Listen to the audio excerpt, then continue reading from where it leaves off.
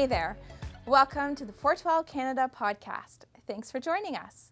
My name is Kim Hutchins. At 412, we're equipping the church for greater influence through serving. 412 is a ministry of Faith Baptist Church in Huntsville, Ontario. We're so excited to be able to continue to equip you through our podcast and YouTube. And today I'm excited to bring Brooke Nicholls back on the show. Brooke is a worship leader and songwriter from Toronto, Ontario, where she serves as a worship leader at Sanctus Church. When she's not at her home church, she's leading worship at different churches and ministries across Canada and beyond. Brooke has been named the Female Vocalist of the Year for the last 3 years at the Canadian Gospel Music Awards, and her album Pursue was nominated for a 2020 Juno Award. Brooke is married to her guitar player husband, Steve, and in this episode, we're going to chat about leading worship this last year and some of the struggles and blessings that have come out of it. Thanks for joining us, Brooke. Hey, Kim. Thanks for having me. I'm so glad you could come back. Yeah, me too. Now, it's been exciting because you've started something new that I wanted to jump in and hear all about.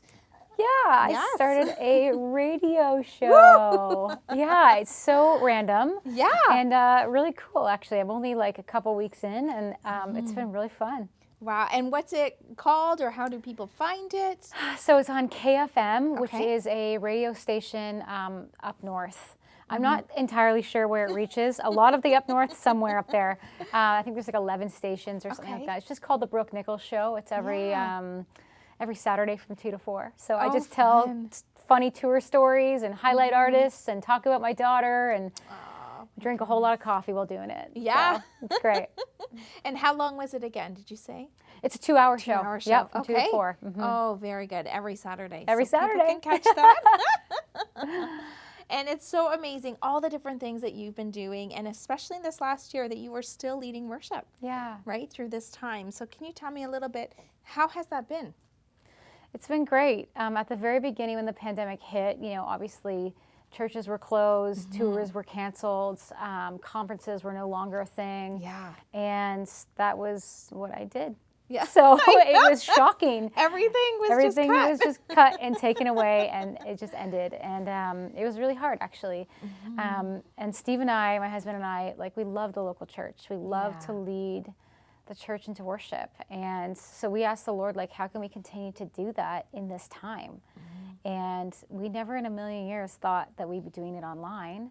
And the Lord, gave us this, he told us to make this platform called Worship Online.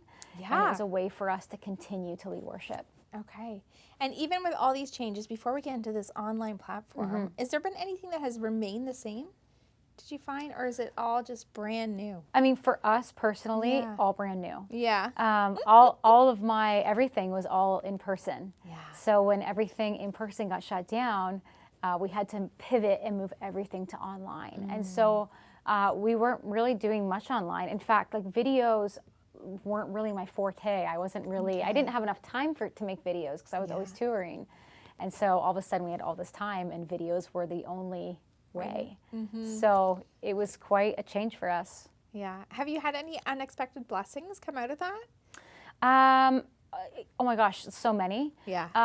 One of the things that I learned quickly while recording, so Steve and I record in our little living room, just the two of us. Yeah, I love watching your videos. By the way. and it was really difficult at first. Yeah. And the Lord came in and reminded me immediately. He just He showed up in our living room, and I was reminded that the same power and presence that meets me when I'm leading a congregation of 2,000 people is the same power and presence that meets me alone in my living room. Wow. And that was really powerful for me to learn right away. That was a massive blessing for me. It changed the way I worshiped. Yeah, that's amazing, right? Wow. Such a neat thought to think about that, right? That same power.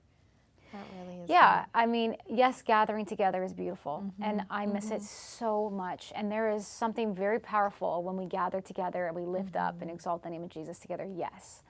But it's equally as special and as powerful when we're just alone, when it's just Steve and I just lifting up our voices to an acoustic guitar. Yeah. Same God, same power, same presence. Wow. Yeah. Yeah. And let's talk about that online worship. So this platform that you've developed, tell us a little bit about it and how churches can use that. Yeah, well, when the pandemic first hit, we were hearing from a lot of worship pastors, lead pastors, worship pastors, whoever, and they were scrambling. Yeah. They didn't know what to do. Yeah. And like a lot of small churches don't have the means or the people to create these like online worship services. It's really hard. And so Steve and I just decided that, you know what, we'll make them for you and we'll just give them to you for free to use. Wow. So we created 35 sets.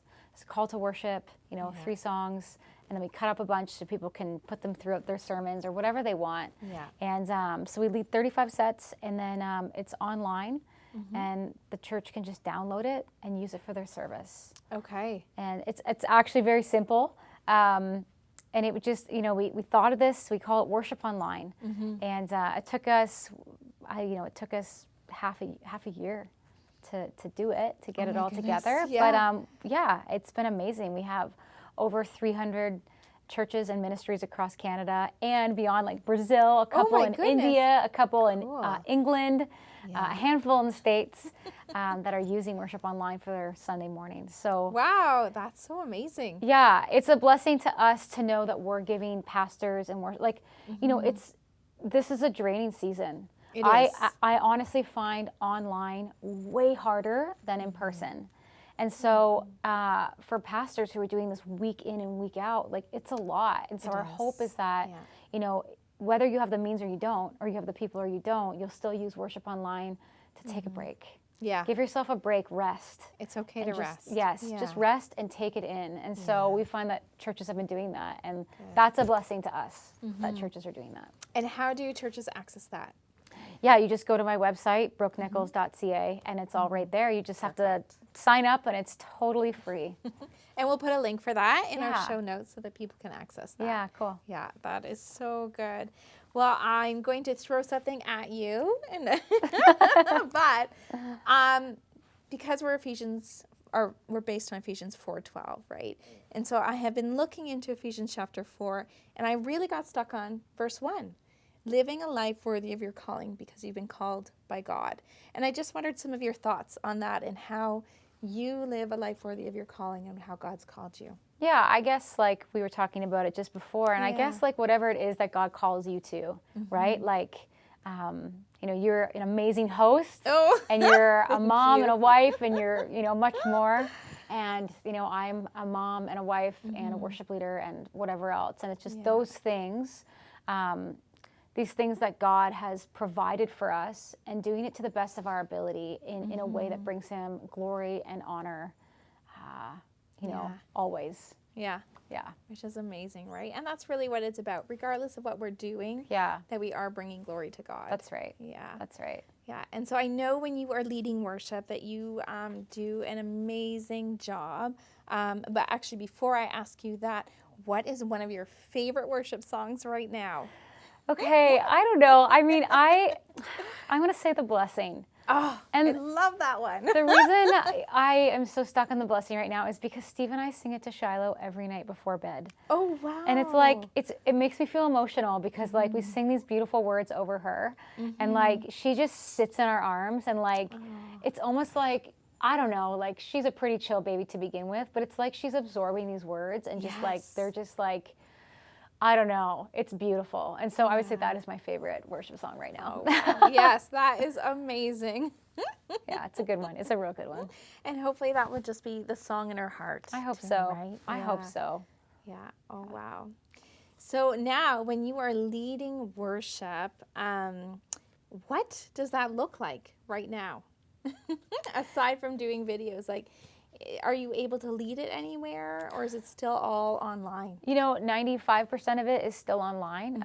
We'll jump on Zoom and we'll lead a, pastoral retreat or something like that. Yeah. We'll lead some staff meetings, via Zoom again. Again, the video thing is pretty common. We're doing videos for conferences because most conferences are still online for this year. Yeah. So we're doing video sets for conferences. And then actually, I was just at a church leading worship during lockdown. So there was only 10 people allowed in the building. Yeah. but we went and we led for their online service. Oh, so that's the 5% of in person. So even though there's only like 10 people allowed in the building, I don't know, it still felt pretty awesome. That would, I was like, I miss this so much. So I'm hoping that soon, like our church, Sanctus, will go live in-person services, again soon. And I mean, I'm scheduled to lead in person, and that'll be incredible. I'm very excited for that day. That is exciting. Yeah. Well, and how do you guys work to bring on new people to your team, and how do you maintain a healthy atmosphere? Well, in this season specifically, it's tricky because everybody's kind of isolated in their own little corners, right? Yeah. Because we've had to be. But in this season, just being really intentional with how we reach out and communicate with people and just remind people that, like, we're here, we're for you, we see you, we love you, we want you to be a part of this. Like, how can we serve you? And so that has been, that's something that we've been really mindful of in this season, of not like forgetting people or just saying like, oh, they're doing their thing, we're doing our thing, but like staying connected. Yeah, that's such a big part I'm finding, right? It's just that piece of connection in relationships with one another. Yeah, the relationship part, honestly, is everything. Okay. And that's something that Steve and I have always said and always put like at the front of our ministries. Just like how we love and serve people comes before really anything. Yeah. Now, how do you engage with youth and bring them on board? What does that look like? That's a good question. Well, because, you know, there's so much music out right now. Yeah. There's so many bands and worship teams and churches putting out music. Yeah. And so it's really challenging to find the music that like the kids are listening to, because that's how you engage them. Yeah. If I'm like, hey, we're going to do a Sunday of like hymns from 1985, I'm going to lose them. Yeah. Right? So I'm trying to like engage, like, you know, be in a place where I'm like, okay, what are they listening to? What are they tuning their ears to? And then bringing them in to be a part of that. Yeah, that is so good, right? And that just makes me also think about, how do you lead a diverse congregation? Yeah. Right? And thinking of the youth and the next generation, but also respecting the diversity in the ages. Yeah. Well, okay, so for me, I actually love hymns. Yeah. I have hymns on all my records. It's just something that I don't know. I don't know if it's just like I grew up on hymns. But, you know, I always ask the question, wherever it is I'm leading, like, what will serve this situation the best? So if I'm leading a youth conference, I'm not going to lead hymns. Right. But if I'm leading a congregation, you know, with all ages, all generations, it would serve that congregation to do songs that like they know, they're familiar with, that they love, and you know, will bring them to a place of an encounter with Jesus. Right. And oftentimes that includes How Great Thou Art, you know, my personal favorite. But really and truly, I do try to, I love choosing set lists. Like that's that's really fun to me. It can be really challenging when it is such a diverse group of people. Yeah, how do you do that? Well, again, I asked that question, how can I serve this situation or this congregation the best? And I look at who is going to be there. And, you know, the Holy Spirit leads me to pick the right songs always. So, yeah. And how do you find is the best way for you to just develop your skills and to grow your skills as a worship leader or serving on the worship team? Yeah, for me, actually, it's listening to a ton of music, just like, you know, being in the know of like what songs are being sung in the church and what songs are even out right now. Yes. And then also I love to watch YouTube videos. I love to watch other worship leaders. Okay. I just like to see like how they do it. I think because I know what's going on behind the scenes, you know, when I see like, for example, like a Hillsong conference or whatever, you know, I know what's going on in their ears. Whereas like, you know, a typical congregation, like participant wouldn't know that. Right. But if you serve on the team, you know what's going on behind the scenes. So I love to watch what's going on, and just like, it keeps me sharp. It keeps me just like, oh, okay, like that looks silly when that worship leader does that thing. So I don't want to do that when I'm leading, or like, you know what I mean? Or even when it comes to like what I wear, I'm like, oh, that outfit like actually translates like a little too like clumsy or tight on screen. Maybe, Yeah, you because know. is it different, do you think, than in person and on screen, right? And how outfits translate? Oh, yeah, I think so. Yeah. I think so. They can. I mean, for example, oversized things like never really look that flattering on me, but I just always wear them. And I see myself and what do they say? The camera adds 10 pounds or something? I think the camera adds like 30 pounds. So, but yeah, so that's what keeps me sharp, is actually just like watching and observing and just like learning from other worship leaders. Yeah. That's so good. Yeah. And what about for those that are watching or joining us and they serve on the worship team, or maybe they're leading a worship team? How would you encourage them to continue to hone their skills and just, a word of encouragement? Because it's been such an exhausting time for them. Yeah. Yeah. Well, I think that like they need to know that they're doing what the Lord has called them to do. Mm-hmm. And there's just, whether they see the reward in that right now, that's okay. There is a reward coming. Yeah. And like, it's a beautiful one. And like, the Lord is so pleased with your work. And he's so pleased with your obedience and your dedication to your church. Like, the church needs you. And I'm just reminded, it goes back to that same power and presence that meets us. And like, when we meet on a Sunday morning, we're at whatever size of congregation, the same power and presence is meeting when your worship leaders are leading or serving or playing an instrument. People are being met by Jesus by their leading in their worship. So to be encouraged by that, it's a powerful thing, and to keep going. Yeah. Yeah, and what would you say even for those that were on worship teams before everything hit, and maybe it's been almost a year since they've served? How would you encourage them to maybe step out and start and join the team again, or just, step up to what God has called them to? Well, admittedly, this has been a really hard season. So I think a lot of people actually have stepped back and used this as a way to, lessen their load maybe, or something. But I think that like we're called to serve the church and to be a part of the kingdom and be a part of what God is doing in your city. And I think that like to shy away and to keep away from the thing that God has called you from is bad for you. Like you need to be stepping into what God is calling you to do. And so, even if that's getting back into it once a month, like, if that's okay, if you have to just do it once a month or once every 6 weeks. But if this is a thing that the Lord's called you to do, like, it will bring you joy. It'll bring you back to life. Yeah. So like, step back into it, just knowing that like, what you're doing is making a difference in like many people's lives. Oh yeah. Yeah. Yeah. And what about for the worship leader? What is something that they could do to encourage their team? Starbucks cards. No. That's always nice. That would encourage me.